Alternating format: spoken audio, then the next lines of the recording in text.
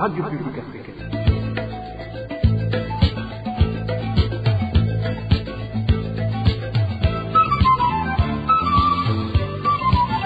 Radio Publique Africaine.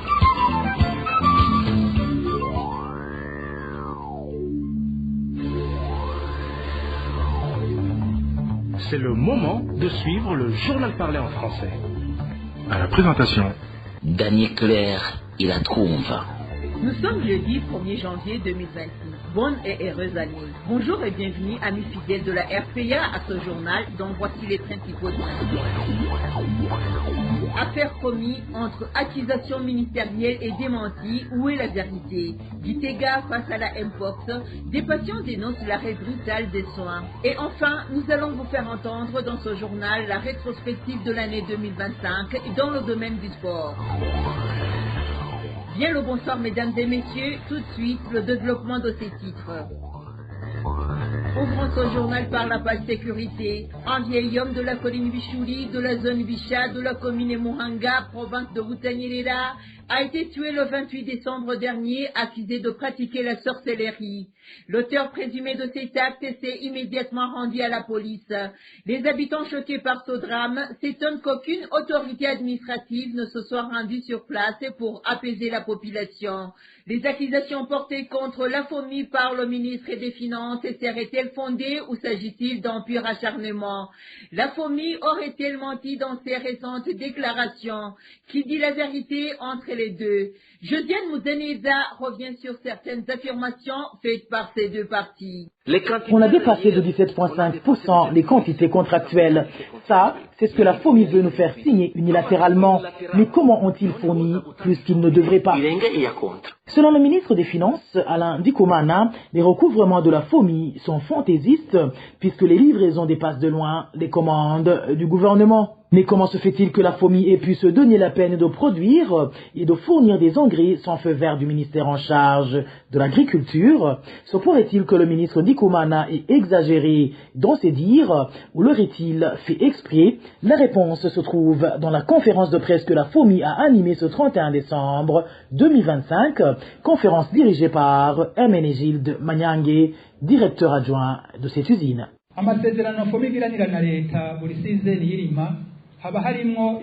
Dans chaque contrat, on fixe les chiffres, mais ces chiffres deviennent définitifs une fois que les agriculteurs ont fini de s'acquitter des avances. C'est là que le ministère nous donne les chiffres exacts et nous ordonne de produire toute la quantité équivalente à la demande.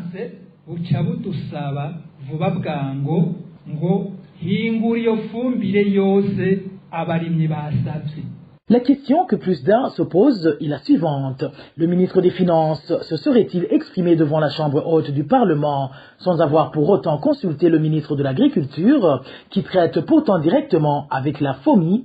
Mais retournons à nos moutons. Dans la même conférence de presse, la FOMI a ajouté ceci.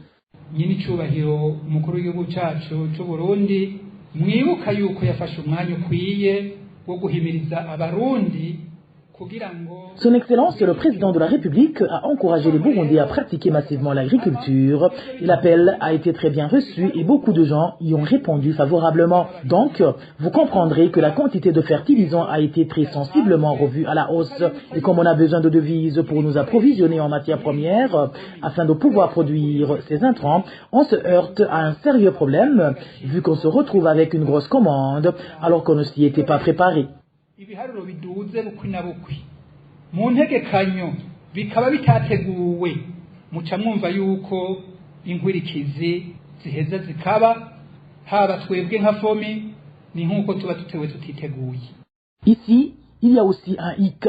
Si la FOMI reconnaît avoir produit la quantité équivalente à la demande, pourquoi les cultivateurs réclament toujours des arriérés? Et si le problème réside dans la carence des devises qui ne permet pas à la FOMI d'honorer la commande lui donnée, sur quoi elle se base pour réclamer la totalité du montant équivalent à la commande lui donnée par le ministère de l'Agriculture? Ce qui est plus étonnant, c'est le silence observé par la ministre Kalini Mbarushimana en charge de l'agriculture et à l'origine de cette commande tant controversée. Mais à entendre comment le ministre Ndikumana l'a défendu sur le détournement de fonds par la NAGESA, la ministre Mbarushimana ne serait pas à la hauteur des fonctions lui confiées. icyo kintu cyitwa SIAP rero en plus yuko twarishe abakozi bari ku masoko kukire barafite amafaranga batwara. En plus de payer le personnel de la SIAP, on leur paie également soi-disant des frais de prestation par kilo. Pire encore, des gens ont profité de la ministre de l'Agriculture pour la forcer à débloquer un montant de 11 milliards de nos francs destiné à l'achat de 800 sacs. Cela s'est passé le jour même de sa prestation de serment. Pourtant, il n'y avait aucune urgence. Comment peut-on alors débloquer autant d'argent sans que le ministre des Finances donne son feu vert? idakurikije amategeko pour 11 milliards ni iki cyari kihuta cyo kuza gusinya kontra ya 11 milliards barabonye kontra ya 11 milliards amafaranga avuye muri leta mushiranganje wa finance adasinya. La ministre de l'Agriculture serait-elle incompétente ou y aurait-il des non-dits autour du partenariat Gitega-Fomi? Le fait est que, au moment où les gros poissons se rejettent les torts, le citoyen lambda, lui, continue de subir en silence, privé des engrais alors qu'il s'est endetté pour s'en procurer et qui plus est, risque de mourir de faim. Merci à toi, Josiane Mouzaneza. Parlons à présent politique. Dans son discours du Nouvel An adressé au Burundais, le président Evariste Ndayishimiye a d'abord souhaité de bonnes fêtes à tous. Cependant, parmi ceux à qui il a adressé ses vœux hier, figuraient ceux qu'il a qualifiés d'inutiles, vivant au Rwanda et dans certains pays européens, qu'il accuse de ternir l'image du pays. Écoutons Evariste Ndayishimiye, président du Burundi. Ndabifurije rero abarundi bose ababa mu gihugu n'ababa mu makungu kuroranirwa mu mwaka mushasha muhire. Je souhaite à tous les Burundais, au pays comme à l'étranger, une bonne année 2026. Que cette année soit placée sous le signe de l'unité, de la paix et du travail. Frères et sœurs burundais, pour réaliser nos objectifs cette année, la paix est primordiale. C'est pourquoi dans la stratégie que nous avons défendue avec acharnement, nous avons fait de la promotion de la paix une priorité afin que les Burundais puissent vivre en sécurité. Nous remercions donc les forces de sécurité et les forces de défense ainsi que tous les citoyens car ils n'ont pas baissé les bras et l'ennemi nous a pris au dépourvu. Il est temps de rester vigilant et de ne pas oublier que, de l'autre côté, la maison du voisin brûle, car le feu pourrait se propager et la nôtre pourrait être emportée. Nous suivons de près la situation au Congo voisin, d'autant plus que le pays qui attaque le Congo a des liens étroits avec nous, car il soutient les assassins qui veulent attaquer le Burundi. Après avoir attaqué le Congo, peut-être que la prochaine cible serait le Burundi, comme le disent ces Burundais inutiles vivant au Rwanda et en Europe. Ntakitwereka rero ko inyuma ya Kongo atari Burundi nkuko mbere abo barundi b'imburakimazi bakirimbira mu Rwanda ne Buraya bavyivugira. Dans le domaine de l'agriculture et de l'élevage, le président Ndayishimiye a déclaré que de nombreux Burundais s'étaient tournés vers l'agriculture, ce qui pourrait expliquer la pénurie d'engrais chimiques. Il a affirmé vouloir augmenter la production du fumier et fournir aux agriculteurs des semences sélectionnées. Écoutons le président de la République, Evariste Ndayishimiye. Twarashimye ko abarundi bajijutse. Nous sommes ravis que les Burundais aient été convaincus. Désormais, prendre une roue n'est plus considéré comme une perte de temps, mais comme une activité lucrative et appréciée de tous, inscrits ou non. Cette inspiration pour l'agriculture, partagée par tous les Burundais, et l'acquisition de terres, ça expliquerait la carence d'engrais chimiques. Notre priorité est maintenant d'aider les agriculteurs à se procurer du fumier et des semences sélectionnées, tout en veillant à la protection de l'environnement. Parlons à présent de la santé. Des habitants de différentes communes de la province de Gitega atteints de la variole du singe, Mpox, dénoncent l'arrêt de leur prise en charge à l'hôpital régional de Gitega. En cause, la suspension des services dédiés au traitement de cette maladie. L'établissement affirmant ne plus disposer des moyens nécessaires, tant pour l'accueil que pour les soins des patients. Les personnes atteintes lancent un appel pressant au ministère de la Santé publique afin qu'ils prennent des mesures urgentes et rétablissent la prise en charge des malades. comme cela se faisait auparavant. Le point avec Nadège Irakoze. Cela fait plusieurs jours que le centre de traitement de la variole du singe, Mpox, se trouvant à l'hôpital régional de Gitega, est fermé car il n'a plus d'outils pour faire le diagnostic de cette maladie, ni les médicaments pour traiter les malades de Mpox, ce qui a des conséquences multiples pour les patients en provenance de différentes localités de la province de Gitega qui viennent s'y faire soigner, mais qui retournent chez eux sans avoir eu de consultation, raconte cet habitant. Le centre de traitement de Mpox de Gitega a été fermé. Nous avons beaucoup de problèmes car tous les malades de Mpox sont ordonnés de retourner chez eux. Il y a ceux qui proviennent de Muramvya, Rutana et ailleurs qui viennent souvent se faire examiner à cet hôpital, mais ils font demi-tour sans avoir eu de consultation. Une autre chose qui aggrave la situation, c'est que même les médicaments qui étaient octroyés gratuitement aux malades de Mpox ne sont plus disponibles sur cet hôpital. Ainsi, les patients ont de la peine pour se procurer de ces médicaments qui sont chers alors que la plupart d'entre eux sont démunis.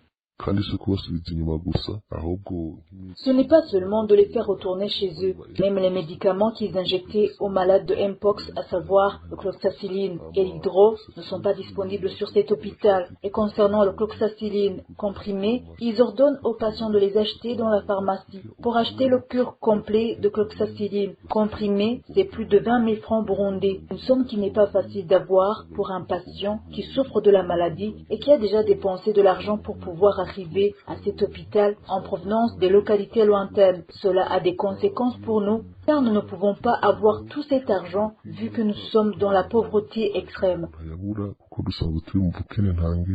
Si rien n'est fait dans l'immédiat, ces habitants de la province de Gitega font savoir que l'épidémie de Mpox va encore se propager dans le pays car les personnes atteintes de cette maladie qui ne sont pas prises en charge vont infecter les autres personnes dans leur foyer. Ces habitants interpellent alors le gouvernement et plus particulièrement le ministère de la Santé publique de se lever encore une fois pour lutter contre cette maladie en assurant le traitement efficace pour les malades de Mpox et en octroyant à l'hôpital régional de Gitega tout ce qui est nécessaire pour la prise en charge gratuite des malades de Mpox car la population se trouve dans l'incapacité de se faire soigner elle-même. Merci à toi Nadège Irakoze.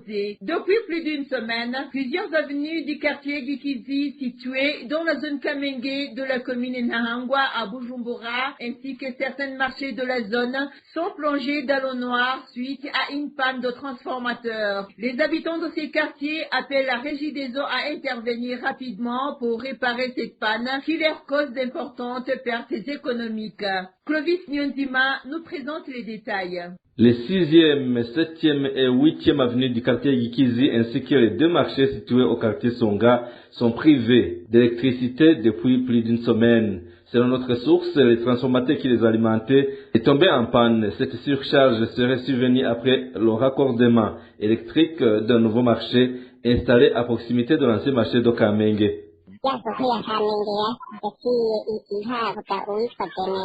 Le marché de Kamenge qui a pris feu a été donné à un prénommé Vénérant.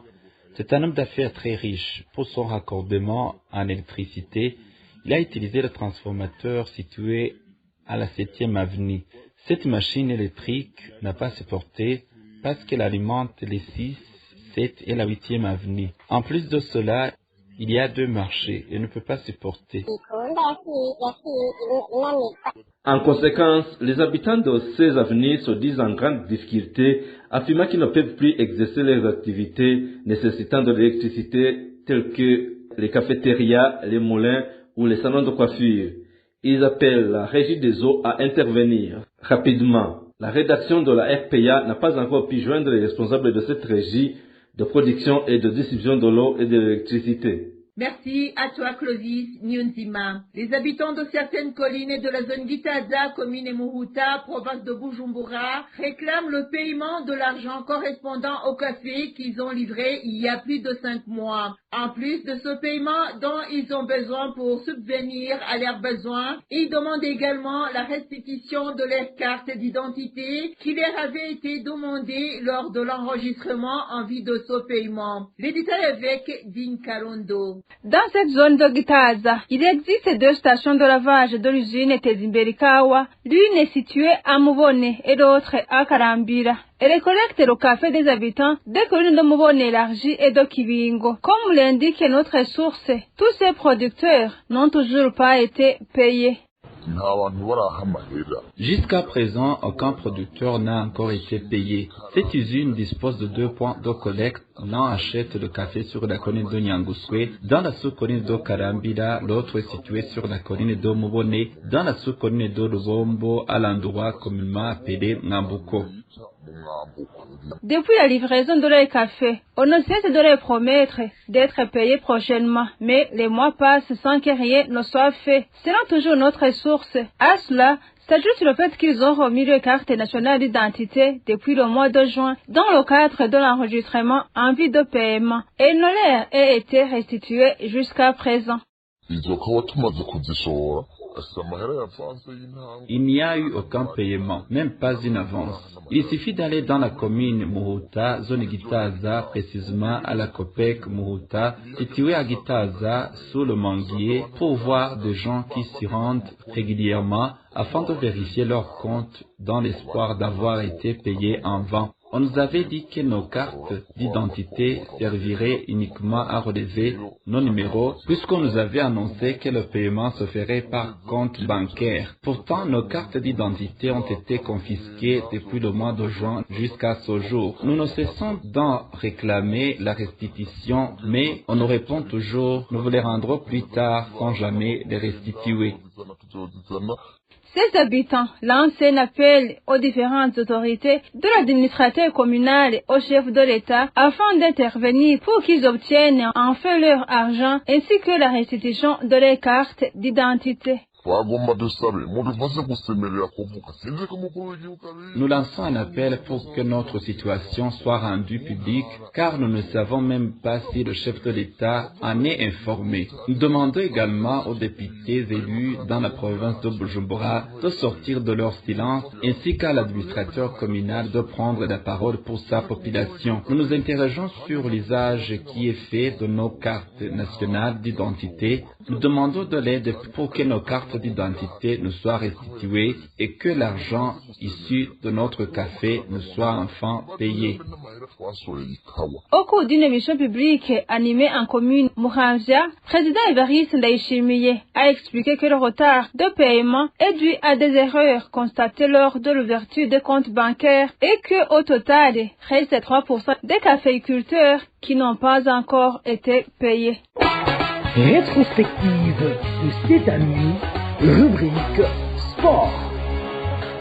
Comme je vous le disais en titre, l'année 2025 a été marquée dans le sport par du positif, comme l'homologation du stade Intwari par la Confédération africaine du football CAF, Sad Nahimana au tennis, qui devient la première Burundaise à jouer à US Open, mais aussi du négatif à l'instar du club de basketball de Dynamo, qui a été disqualifié par la Lot Tubal. Les détails de ce qui a marqué l'année 2025 au sport par Désiré Hatungimana. Commençons par le football où le champion du Burundi 2024-2025 a été l'équipe des Grès Noirs de Makamba.